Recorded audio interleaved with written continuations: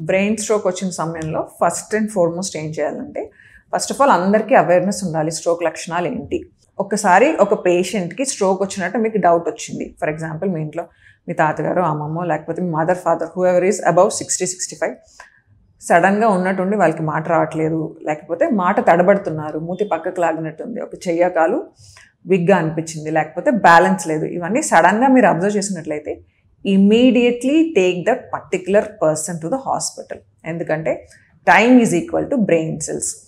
Every second and every minute so many cells in the brain అవి damage అయిపోతూ ఉంటాయి. ఒకసారి బ్రెయిన్ సెల్ డ్యామేజ్ అయింది అంటే మళ్ళీ అది రీజనరేట్ అవ్వదు, అది damaged and dead for ever.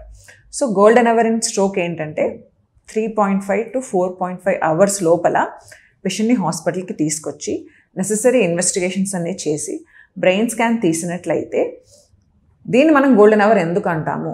For example in particular patient మనం స్కాన్ తీసాము, మనకి బ్రెయిన్లో బ్లడ్ క్లాట్ కనిపించింది, ఓకే, ఇస్కిమిక్ స్ట్రోక్. మనం కనుక ఒక ప్రాపర్ ఇంజెక్షన్, థ్రాంబోలైసిస్ అంటాం, మనం ఇంజెక్షన్ ఇచ్చినట్లయితే ఆ బ్లడ్ క్లాట్ మొత్తం కూడా మనం రివర్స్ చేయగలం. స్ట్రోక్ వల్ల వచ్చే ఈ పారాలిసిస్ కానీ ఫర్దర్ డెఫిసిట్స్ కానీ మార్బిడిటీ ఏదైతే మనం పేషెంట్లో చూస్తామో అది కంప్లీట్గా రివర్స్ చేయగలిగిన వాళ్ళం అవుతాం.